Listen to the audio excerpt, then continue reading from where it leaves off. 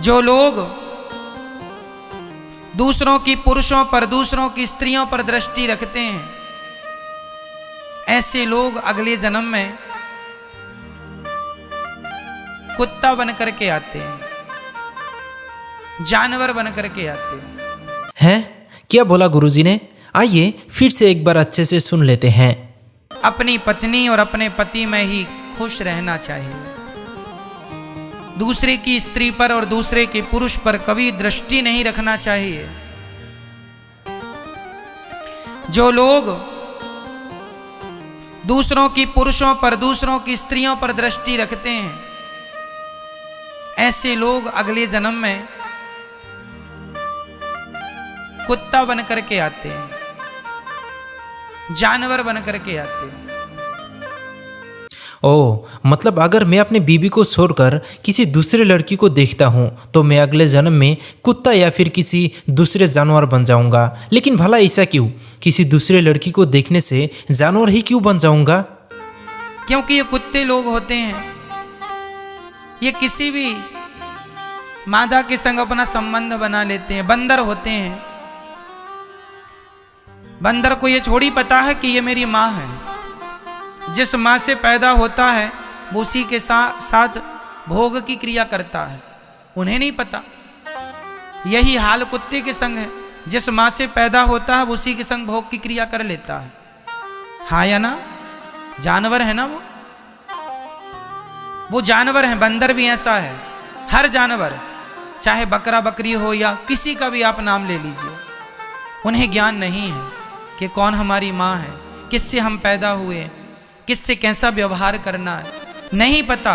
वो जानवर हैं। और आज का इंसान भी, तुम यदि मनुष्य होकर भी, समझदार पर्सन होकर भी, यदि आप ऐसी गंदी गंदी हरकत करेंगे, किसी नारी पर आप गलत निगाहें रखेंगे, तो फिर बताओ उन जानवरों में और तुम में क्या अंतर रहेगा? वाह गुरुजी, आपने वाकई बहुत अच्छे से समझा दिया कि मैं किसी दूसरे लड़की को देखने से अगले जन्म में कुत्ता इसीलिए बन जाऊंगा क्योंकि कुत्ता अपने माँ, बहन, बेटी आदि किसी से भी अपना मन बसना को पूरा कर लेता है। तो फिर गुरुजी, मेरे दिमाग में एक सवाल घूम रहा है कि आप लोग ही बोलते रहते हैं कि पर्दा या हिजाब करके लड़कियों को दबाना नहीं चाहिए, उन्हें खुला ही छोड़ देना चाहिए। अब देखिए, मैं एक लड़का हूँ और मुझे अपने परिवार को चलाने के लिए बाहर जाकर कमाना तो पड़ेगा ही। इतने में अगर वैसी कोई मेकअप वाली लड़की मेरे नज़र में पड़ जाए तो मेरे दिमाग को मैं जितना भी कंट्रोल करना चाहूँ फिर भी मेरे आँख उसे देखने की बार बार कोशिश करेगी क्योंकि मैं एक हेल्दी युवा हूँ, ना कि मेडिकली अनफिट। इसकी मतलब मैं अगले जन्म में कुत्ता बनने वाला हूँ। कुछ भी गुरुजी, मेरे दिमाग में और एक सवाल आ रहा है कि अगर वाकई में वैसा होता है तब तो फिर आज की इस युग में इंसान से ज़्यादा कुत्ता होना चाहिए था, क्योंकि आजकल स्कूल, कॉलेज, यूनिवर्सिटी, रास्ता आदि जिधर भी आप देखते हैं सभी जगह में युवा एकजुट होकर लड़कियों की तरफ ही देखते रहते हैं।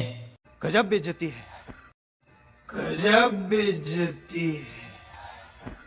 दोस्तों, पहले ही मैं पुनर्जन्म के बारे में डॉक्टर जाकिर नाइक का वीडियो अपलोड कर चुका हूं, जिस वीडियो में नाइक ने ये प्रूव कर दिया है कि पुनर्जन्म लेना हिंदू गुरुओं के एक झूठी कहानी है। बस हिंदू धर्म में ये कहीं भी नहीं लिखा है कि इंसान मरकर पुनर्जन्म लेते हैं। अब आइए देखते हैं इस्लाम के मुताबिक डॉक्टर जाकिर नाइक क्या कहता है गुरुजी के इस मुद्दे पर।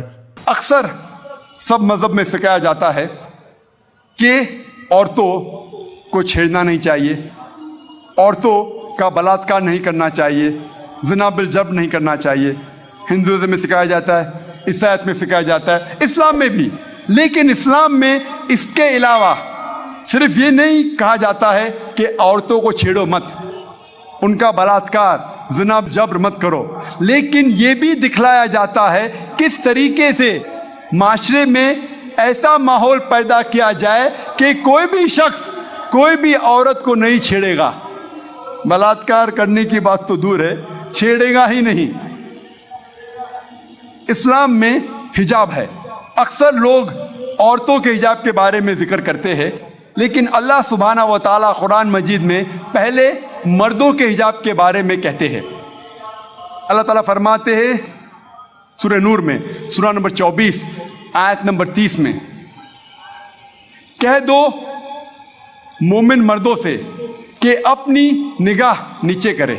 जब भी कोई आदमी कोई औरत को देखता है और बुरे ख्यालात आते हैं, कुरान मजीद में भी लिखा है फ़ौरन अपनी नज़र को नीचे करना चाहिए। इसके बाद अल्लाह ताला फरमाते हैं औरतों के हिजाब के बारे में।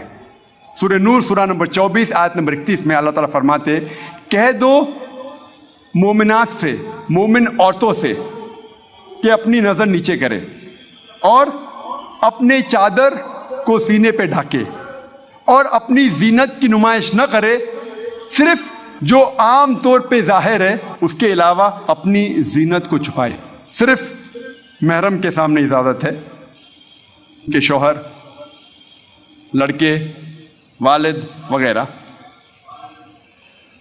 इस्लाम में जब हम कुरान और सही हदीस पढ़ते हैं, हिजाब के 6 नुकात है।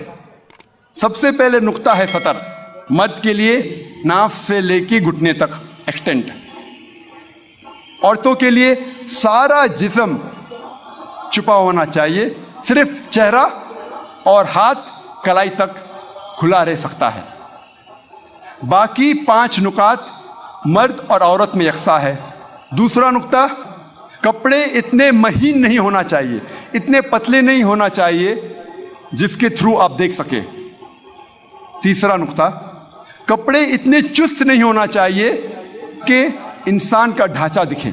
चौथा नुक्ता, कपड़े इतने भड़कीले नहीं होना चाहिए कि दूसरा जिन्स उससे मुतासिर हो जाए, अट्रैक्ट द ऑपोजिट सेक्स। पांचवा नुक्ता, कपड़े दूसरे जिन्स के नहीं पहनना चाहिए। और छठा नुक्ता, दूसरे मज़हब की निशानी वाले कपड़े मत पहनिए।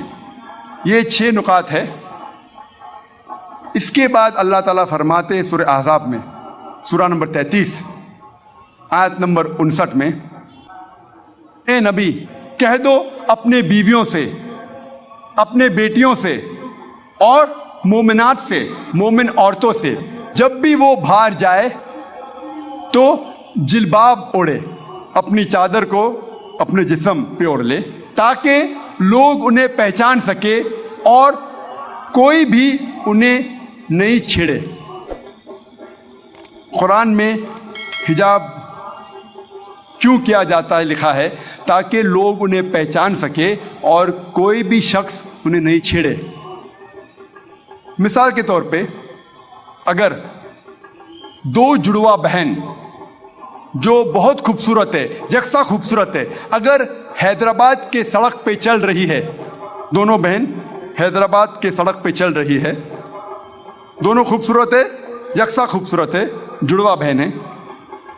एक बहन पहनी हुई है इस्लामिक लिबास, इस्लामी लिबास, सारा जिस्म ढका हुआ है, सिर्फ चेहरा और हाथ कलाई तक खुले हैं।